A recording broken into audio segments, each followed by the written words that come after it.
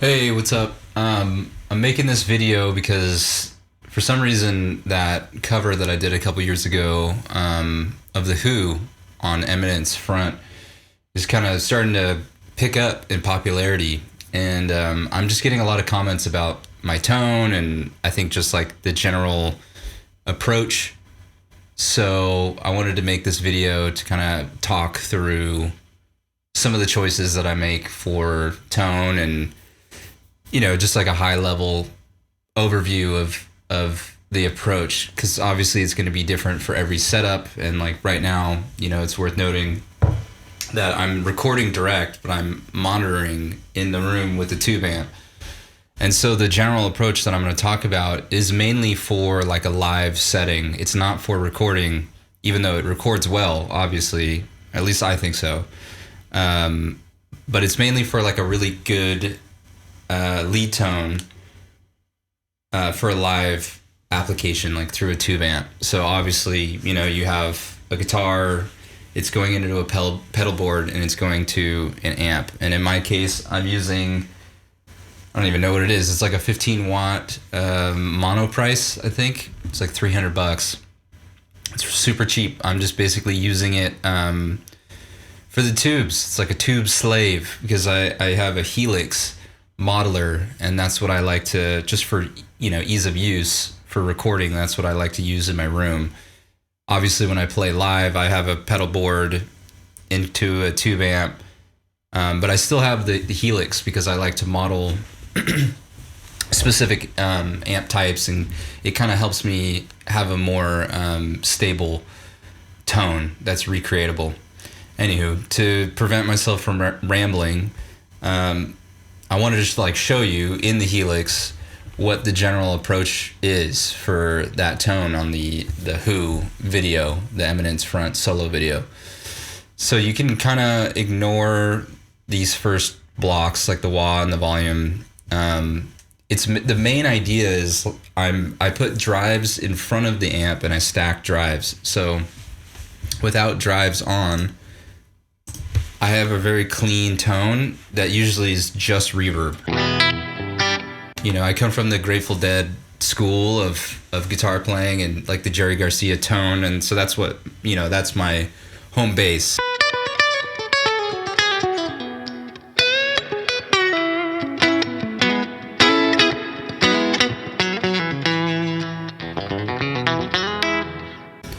And this Strat is kind of special, I guess. It's an Ed O'Brien model that has a sustainer pickup in it, but basically it's like a humbucker in the neck and a humbucker in the bridge. And obviously I've modified it a ton from there. Like I have a new neck and different saddles and whatnot.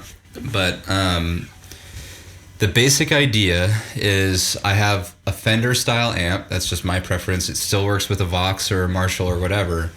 And I put first in the chain, so it's going from left to right here, I have a light drive that then feeds a darker, much more driven overdrive. And at the end of my chain, I have delay and reverb. So I don't have delay on, but when I have a really distorted tone, I turn on delay. When I am clean, it's just reverb. But that's basically it. If you boil it down, right, you have like stacked drives, your amp, delay, and reverb. And so just to give an overview, that's what this sounds like right here. I might even turn on a longer reverb. And I can show these in more detail if people are interested. I can get into the whole Helix setup and all that stuff in a different video. But just as a general approach, here's what that tone sounds like.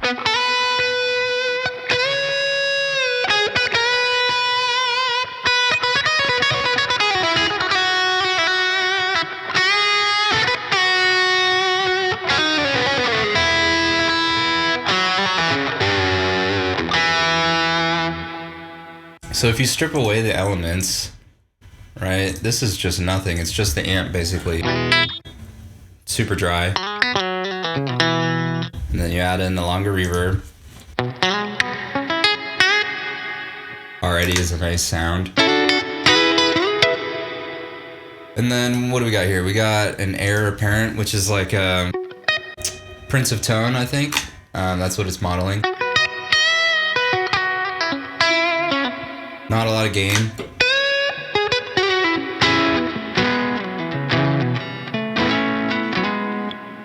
And then if you add, I'm doing like the Minotaur, which is basically a clon. I really like, not necessarily a Tube Screamer, but a clon and Tube Screamer, in my opinion, are pretty like related. It's a darker, more mid-range kind of sound, and so I like a full spectrum drive before I kind of squash it with a ton of gain. I call the tone the laser beam tone because it just cuts. It cuts through a mix. It's very mid-range, heavy, and there's like no bass, and sweet highs that sometimes allow you to get really nice sustain.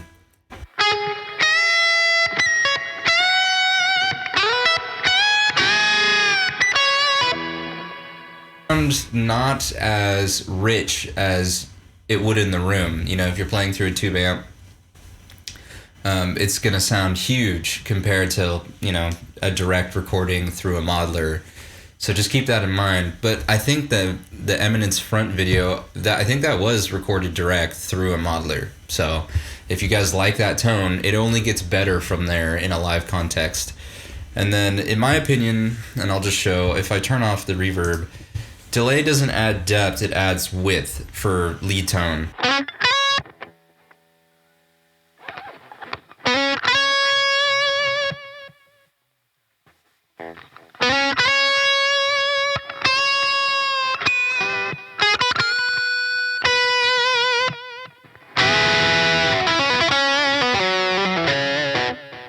So, yeah, I mean, I think at this point, that's the secret to the tone, really.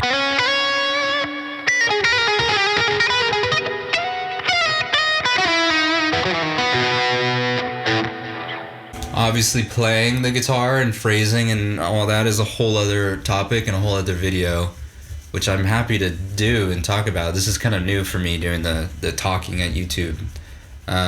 It's a skill I got to get better at, but I guess the only other thing I did in that video that's like a secret little thing, even though it's not very secret, I have to remember which patch. I don't really play with it that much in a recording setting, so you're gonna have to bear with me here. But it's the Res synth. It's this guy in the Helix ecosystem, and you can see the settings that I'm using in Wave 6, all this stuff. You can just copy it if you want, but it gives you this cool synth tone. And we can give it some more oomph by putting on a drive, you know, earlier in the chain. So the drive is before the amp. This pitch synthesizer's post amp, and you can see the chain is going from left to right on top, and then again left to right on bottom in like a snake.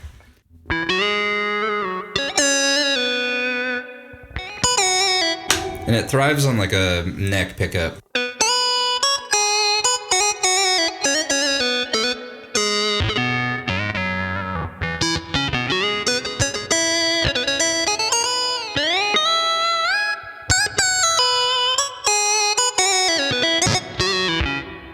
It kind of reminds me of like Stevie Wonder, you know, how would Stevie Wonder phrase a synth like this? A lot of those quick little slides.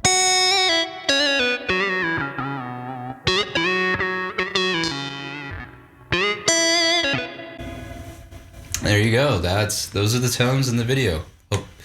Hope this is helpful. You know, I would love to talk more about tone, more about approach, more about Helix stuff. I guess just let me know if that's something you guys are interested in. I'll spend the time and post something. Cool. Thanks for watching that video, by the way. I'm stoked that it's getting more popular, and if there's other stuff that I should cover, let me know. See ya.